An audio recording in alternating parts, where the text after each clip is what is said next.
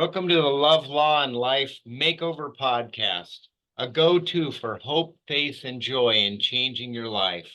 I'm Neil Presley Cox, lawyer, speaker, and author of Hope Lines. I have an easy-to-find website, neilpresleycox.com. You can't miss it. And a nice welcome for my presenter and co-host, Kelsy Gibbs. All right, Neil. Glad to have you back. Glad we're going through this. Good morning. Good morning. So today I'm pretty excited about it because we're gonna be deep diving into the first story of your 18 stories that you have in your book, Hope Lines, which I absolutely love. So that first story is called Gray Skies Over Dad. And I was just kind of wondering, do you mind just maybe starting off just kind of giving us a recap of that story? It's the first one I wrote, not because there was some sort of orderly process, but I started writing and it was the first story I wrote. Gray Skies Over Dad is a sketch of what millions of people are going through right now once they separate, and then they see their children a lot less than they were seeing them, and it hurts. And it just all of a sudden, one day it hits you that everything that you've done as an adult has led to this breakup, and it's never going to be the same again. It's not going to be the campfire and the at night with your children, but there's going to be a lot of time, maybe even a ton of time, where you're not with them, where you're at home wondering, what am I supposed to do with myself? I was home with my kids every night, or at least that's where I saw myself as where I'm supposed to be. And now that's not the case. And it's just, I think it hits people sometimes. It just hits them in one big dazzling, painful moment where it's like, wow, this is altered now. I kind of messed things up. We kind of messed things up. So that's the book, and representing people in family law cases and helping them navigate those cases. And having been divorced myself, I saw this man that's in this story. I saw this person and felt his pain myself in my divorce. Many times over, I saw this kind of a person that was hurting because they were no longer a family unit. And in the case of the man in the story, instead of seeing his kids most every day and night, he's seeing them 4 days a week, or maybe 6, with an evening dinner visit during the week.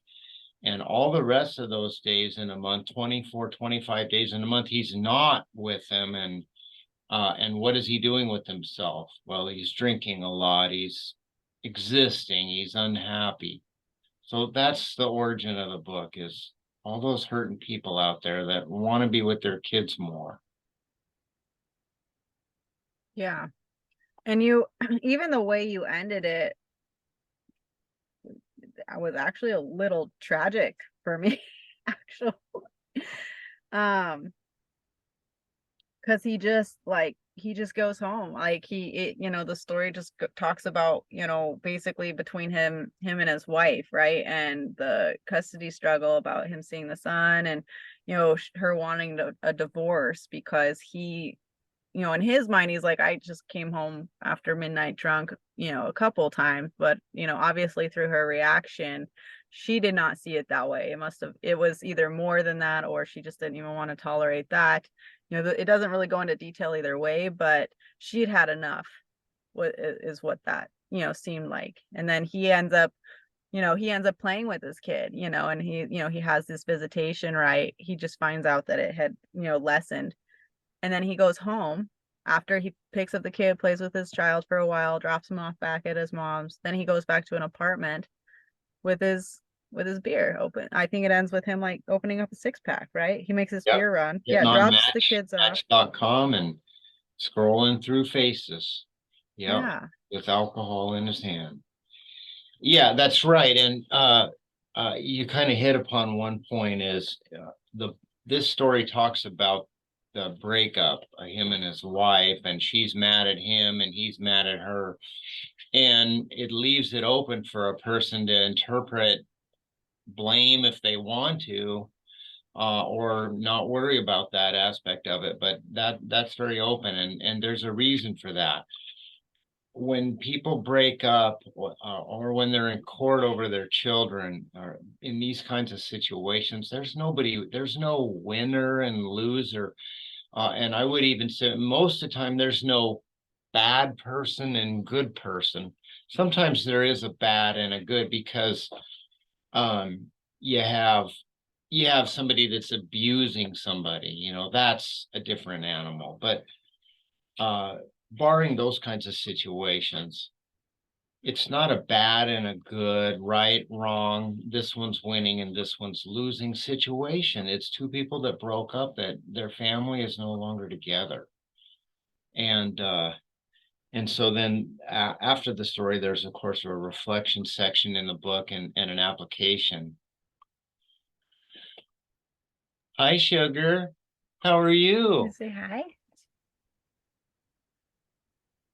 Aren't you pretty? Daddy.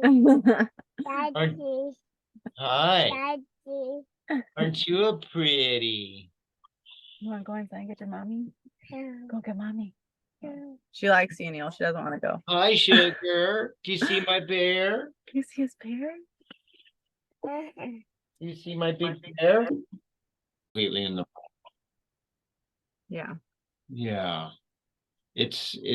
I don't look at my cases that way either, in terms of, in a family law case that I won the case. No, I got them finished with the case, and hopefully the real stuff now that is going to happen, called life, is going to be okay without the parents hating each other. So there's no winning or losing. We're either living and loving, or we're existing and hurting people. Yeah. Well, and they talk about, and you do talk about that too. If like you said, life happens after the case. And I do even like one of the highlights in this chapter says conflict with your ex is harmful to your child. Therefore, please consider litigation only after exhausting other alternatives. In this scenario, what advice do you think that, if this case had been real, would you give to, say, the wife in this situation, who's obviously fed up with his drinking on whatever that level is? Because there, like I said, it is pretty vague, which is good, because then you can insert whatever you want in there. What advice would you say you'd give her? I'd probably give them the same advice, each of them. And that would be to take a step back from going after your ex, trying to change him or her, being negative, being, cold. I would say make the exchanges, even if it has to be fakey, make them fakey nice, so that the kids don't feel all that tension, because kids have this magical ability to feel any emotion that their loved parents have. So even if the parents aren't bad mouthing the other person, if the parent feels all this negativity, then at the exchange, the kids feel all that negativity, and they feel all the tension, and they're upset. And that's usually why they cry during exchanges, isn't because they're just not doing well in the other home. That's a myth. What they're really crying about is the level of negativity and the feelings the parents have. So that's hurting your children. So just take a step back and stop trying to change the other person. They're either going to do poorly or do well in life, and you're not going to help them to do better by nitpicking at them, and you're not going to help them do better by getting angry. So that's what I would say, is work on yourself and practice letting go of trying to change that person. You couldn't change them when you were sleeping with them. How are you going to change them now that you're not? Wise words to live by. Yeah, 100%. I would add to that, just loosen up. If one parent wants an extra 6 hours, one week, just give them the extra 6 hours. You know, if one person needs to switch weekends, switch weekends. Just be chill. Mm, Kids will benefit. yeah, I like that. Because if you're making the kids' well-being your priority, it might make things a lot easier, versus like, so if lessening the fighting with your ex is the way to go, then Right. that okay. Yeah, and I think you actually do have an example of that later on, that we'll get to. One thing that I really love about this is, you definitely go through like an application process of like relevant things that people can do while they're going through this, or and how to handle these things. I really did like that a lot. And at the end of the day, a lot of this does go back to, focusing on yourself. And I like how you kind of outline, like, here's a few things that you can do to focus on yourself. Because sometimes when we're in the storm of things, it's just like we don't even know which way is up. So I like that you're just like, here you go. Here's some quick things that you can look at that's not this situation, that's actually going to help make things better. Yeah, a little bit of practicality thrown in there on what you might do to get a little more time, for example, with the children. Um, but that brings me to this point, and that is that when something is bothering us tremendously, oftentimes I think it is better not to challenge that situation directly, but to rather just kind of take a step back from it and just work on our own serenity and improvement. And it's funny how the universe works, but when I get more serenity in my life, something that appears to be a huge problem, oftentimes just kind of like taking air out of a balloon, and it becomes less of a problem. And so, it's an indirect approach to solving your problems as opposed to, tackle them head on. I understand that I'm not saying to run away from a problem, but I'm saying that rather than trying to fix the X in this situation, a little self serenity, self improvement is going to make everything better, no matter what. It's kind of like raising uh, the boat, raising the bar for everyone. Yeah, My health raises the bar for everyone in my life, my spiritual health. I feel that. I feel that. Um, are there is there anything that you would like to like add in terms of like words of encouragement for, the I guess, because he's in the story, he's the alcoholic, and the story ends with him continuing down that path. Are there any words of encouragement that you would give him, or if you were open Yes. to some advice or encouragement?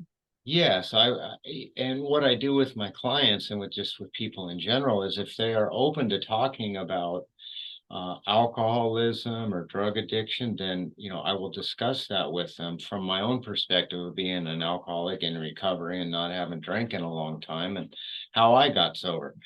But only if the person is open to talking about that. Many people are not.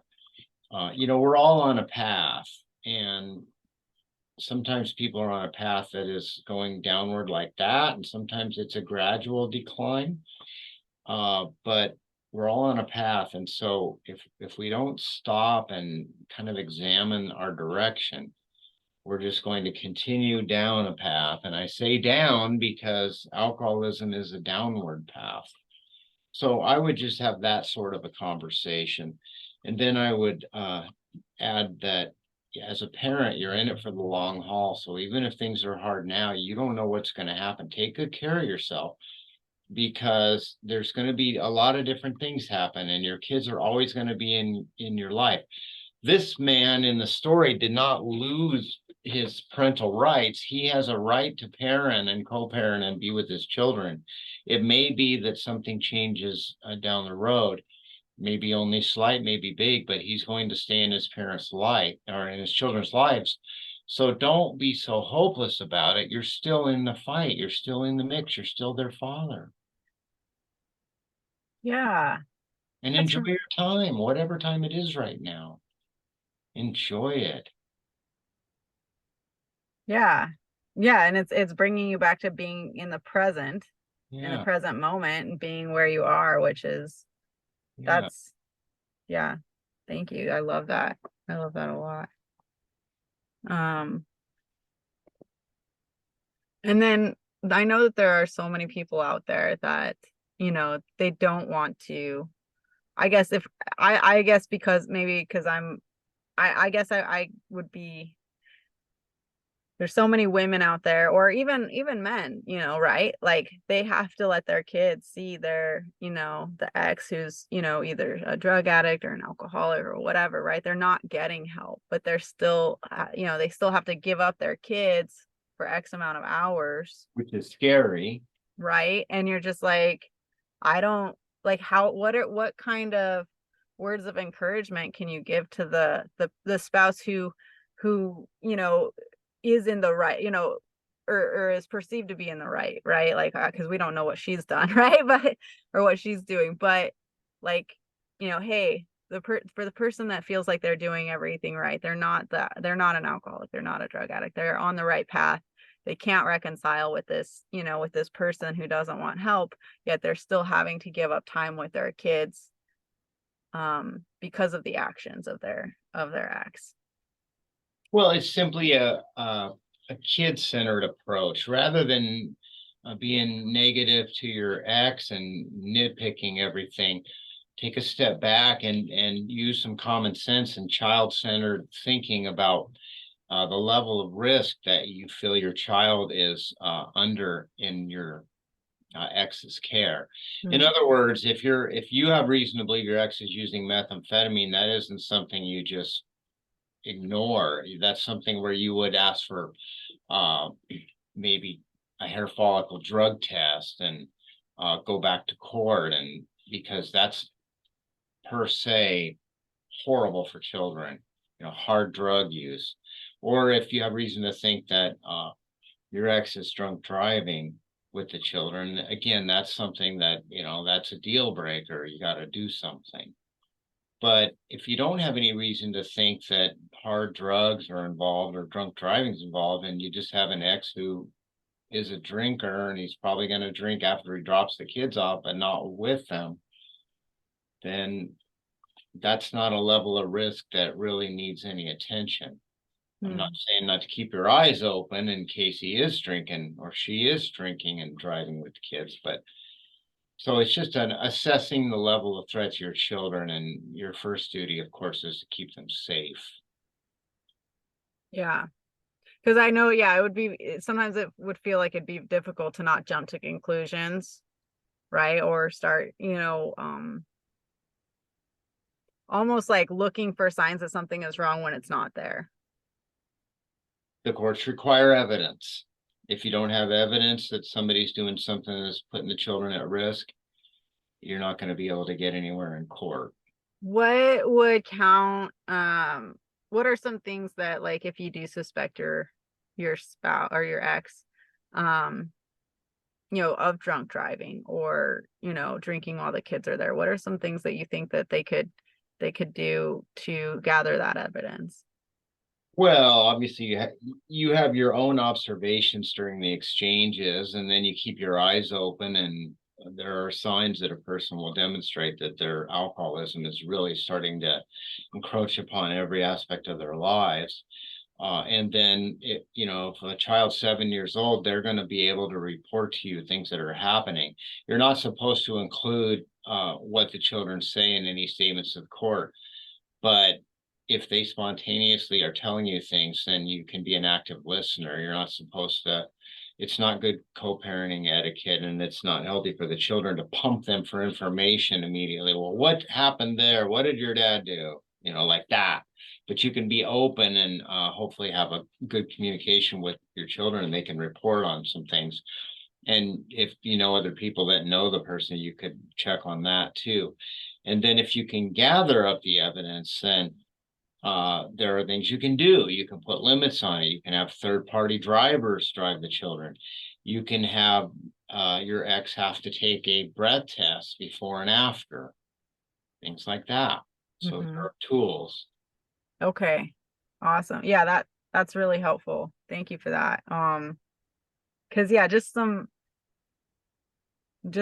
looking at it from their perspective, like I don't know, if someone were like, you'd have to gather evidence, I'd be like, I don't know, like I can't obviously stalk my ex. I'm pretty sure that's illegal. So like I need to know what are some things I can do, right? But stalking is defined as following, keeping under surveillance for no lawful purpose. So Okay. if you're watching something a little bit to see how your kids are faring, that's a lawful purpose. Okay. Thank you. That's Not to say you should immediately, start a full-blown process of videotaping every move your ex makes. I'm not saying that. I'm just right. I'm just saying keeping an eye open when you have some concerns about your kids is not going to be construed as stalking. And disclaimer, like this is not like legal advice for your specific case. These are just some vague ideas of some possibilities. I need to look up what the Yeah, disclaimer should be for this. like the old thing in the Dragnet show. The names have been changed to protect the innocent. Right. Exactly. So yeah, this is not something that you should do particularly for your kids. We don't know. We don't know what your situation is, but at the end of the day, it's like life. You have to be discerning. You have to be aware. Like you really do have to be, have your eyes open regularly, just in life in general, but specifically in cases like this, you can, these are some directions you can look, right? Well, these are directions, information. Yeah, exactly. Um, well, I think that's all I had for you today on this topic. Was there any like closing statements or any last things you want to bring up about this chapter before we go? Just that you've got hurting people in this story, and uh, what are we doing in this world if we're not helping hurting people? So whatever that can be done to take the pain down a little bit and just help them. That's where my heart is in every one of these stories. I feel this man's pain and I feel this lady's frustration. So yeah. Thanks. And next week we're gonna touch on relocation of the heart. Where it talks about the situation is that the child is relocated with their father. Across the country, I believe, if I remember correctly. So definitely excited to go through that. Just to, again, go through like, where you were at when you wrote this story and how we can obviously keep our heads during tough times like this. So thanks again, Neil, for sharing your wisdom and insights. I appreciate you. And I guess Thank we'll you. see you next week.